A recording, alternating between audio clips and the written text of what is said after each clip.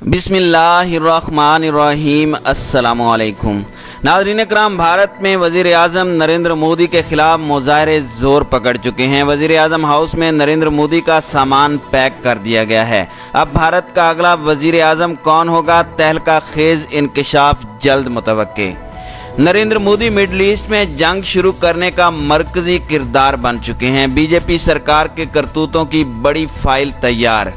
दिफाई तजियाकारों का कहना है कि भारत के फौजियों की हलाकत से ये बात वाज़ेह हो गई है कि चीन और भारत किसी बड़ी जंग की तरफ बढ़ रहे हैं। इमरान खान की कामयाब खारजा पॉलिसी और दिफाई हिकमत अमली ने इस खित्ते में एक नया महाज खोलने में अहम किरदार अदा किया है।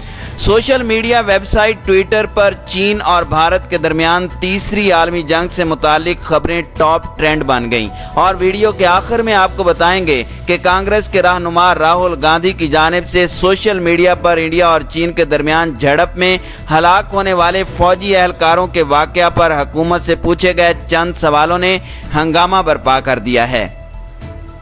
नाज़रीन इकराम, भारतीय कौम वज़ीर आज़म नरेंद्र मोदी की तरफ से शदीद परेशानी का शिकार हो चुकी है। भारत के अक्सर इलाकों में मोदी के खिलाफ एहतजाज का सिलसिला शुरू हो गया है। भारतीय अवाम मोदी से मुतालबा कर रही है कि हमारे फौजियों की हलाकत का बदला लो या फिर इस्तीफ़ा दो।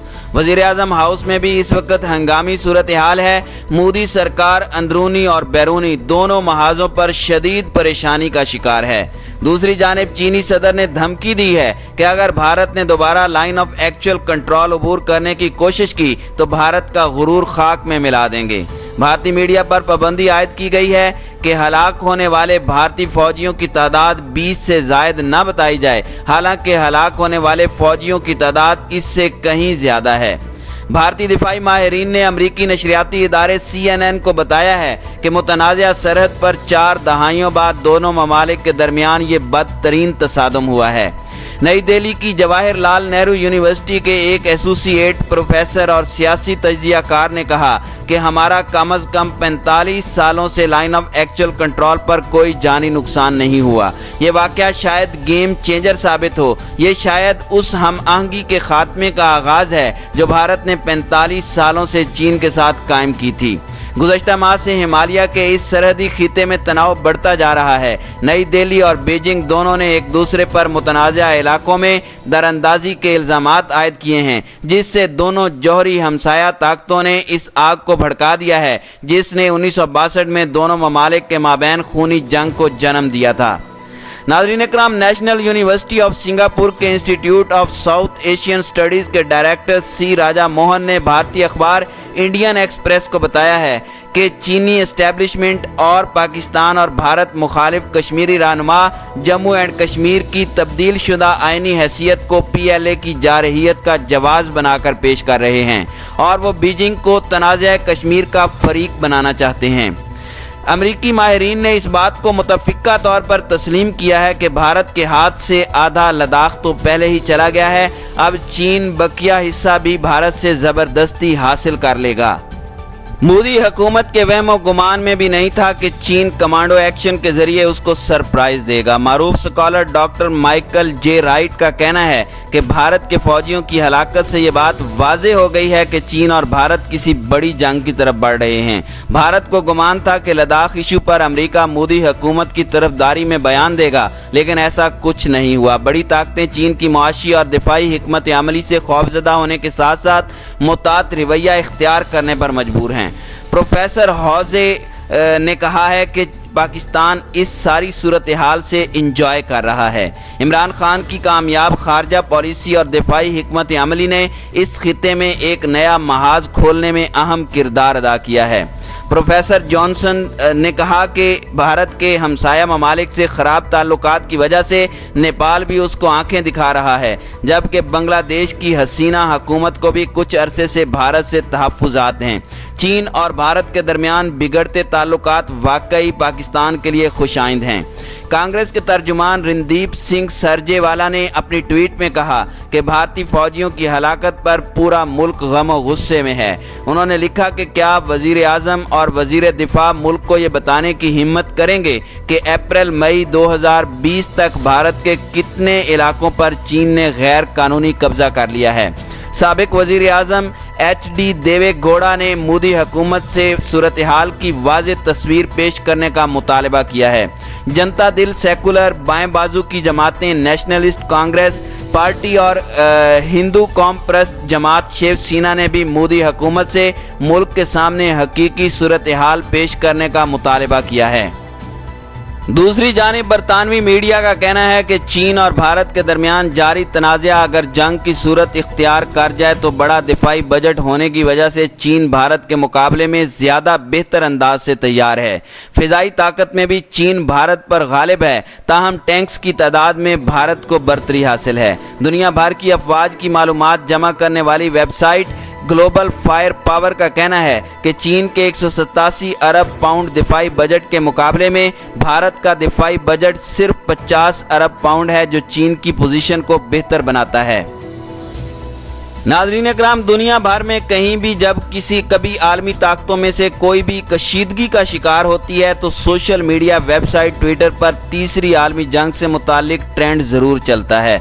2020 अजीब कशमकश लेके आया है। रवां बरस जनवरी में ही तीसरी आलमी जंग से मुतालिक गर्मा गर्म बहस उस वक़्त हुई थी जब अमेरिका ने ईरानी जनरल कासिम सुलेमानी को शहीद किया था। तीसरी आलमी जंग, लद्दाख, चीन, इंडिया, सरहदी कशीदगी और बालाकोट जैसे ट्रेंड्स अच्छी खासी दिलचस्पी का बायस बने रहे हैं।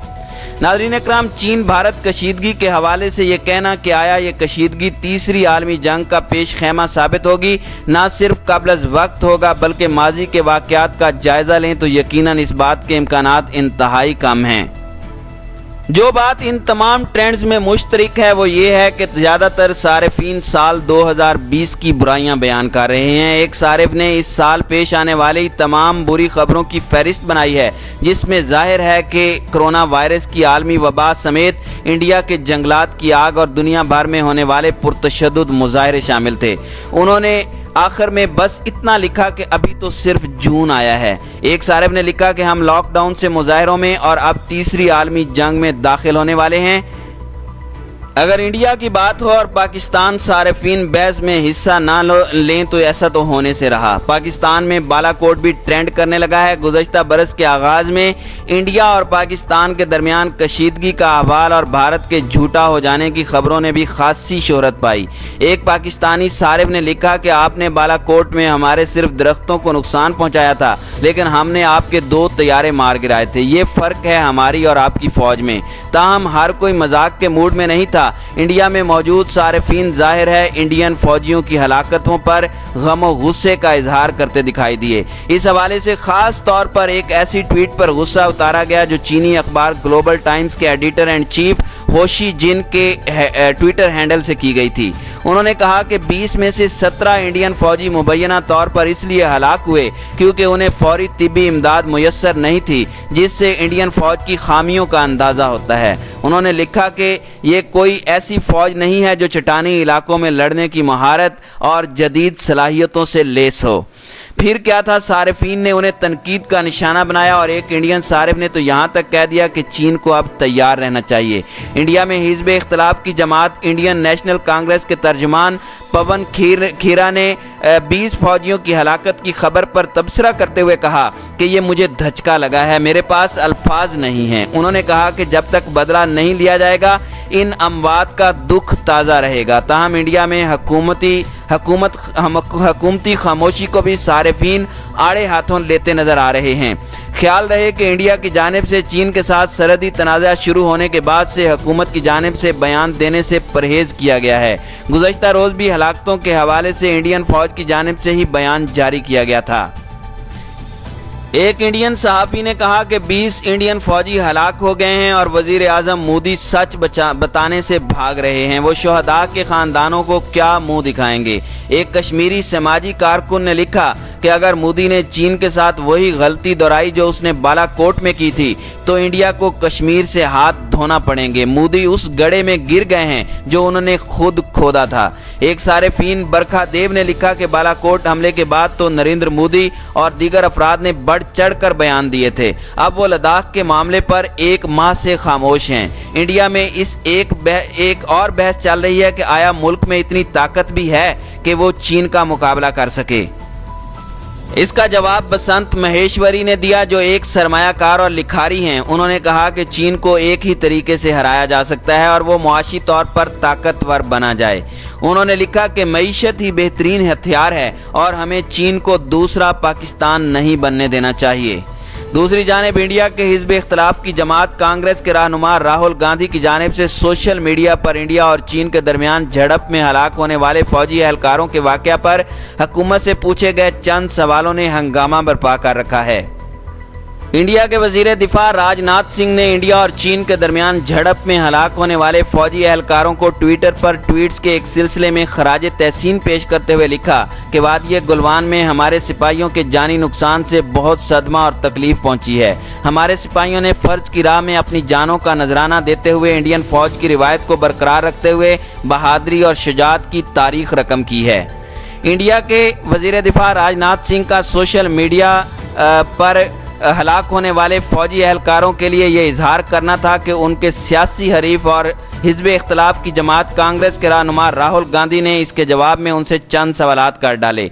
राहुल गांधी ने अपनी ट्वीट में राजनाथ सिंह से पूछा कि अगर आपको इतनी ही तकलीफ, आपके लिए ये वाक़या इतने ही तकलीफ दे था तो आप अपनी ट्वीट में चीन का नाम ना लेकर इंडिया की फ़ौज की बेहुरमती क्यों कर रहे हैं? आपको इजहार अफसोस करने में 2 दिन का वक्त क्यों लगा है? जब फौजी हलाक हो रहे थे तो आप रैलियों से खिताब क्यों कर रहे थे? खुद छुप गए और अपने हिमायती मीडिया के जरिए फौज पर इल्ज़ाम क्यों आयद करवाया गया? बिक जाने वाले मीडिया के जरिए इंडियन हुकूमत की बजाय फौज पर इल्ज़ाम क्यों लगवा रहे हैं? सोशल मीडिया सारिफीन का कहना था कि कांग्रेस ने हमेशा हमारी अजीम फौज का साथ दिया है और बीजेपी के बरक्स फौज के मुश्किल वक्त में उनके साथ खड़ी रही है, जबकि बीजेपी ने फौज को सिर्फ वोट हासिल करने और इंतखाबात के दौरान सिर्फ मुहिम के लिए इस्तेमाल किया और बाद में उन्हें मुकम्मल तौर पर छोड़ दिया।